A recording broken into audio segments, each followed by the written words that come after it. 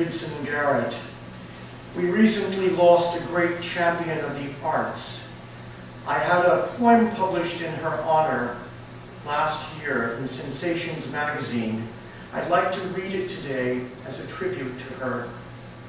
To tell the truth, I wanted to be Kitty Carlisle, or Kitty Carlisle Hart. Number one, what does pianissimo mean? Number two, who was Franz Lehar? Number three, who starred in A Night at the Opera with Groucho Marx?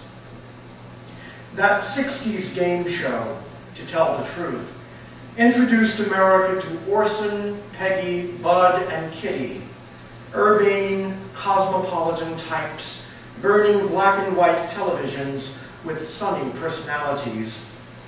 But it was Miss Carlisle who furnished the class.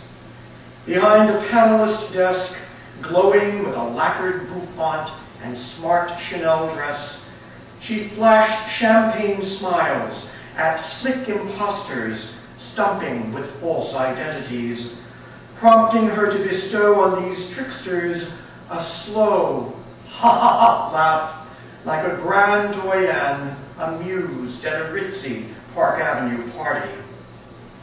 Such radiant sophistication earned envious affection from us hicks in the hinterlands, who, for a few minutes each week, were vicariously transported by Kitty to glittery Broadway or cafe society, as we sat transfixed on designer couches from the chic catalogs of Montgomery Ward.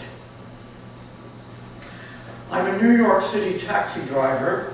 I recently published a book, King Lear of the Taxi. I'd like to read two poems from this book. Coffee Break. A corpulent couple seated next to me at a coffee bar contemplates a newly purchased jar of caviar. They study the glass container earnestly, resembling Nobel Prize-winning scientist gazing upon microorganisms. Each printed word on the label is read aloud.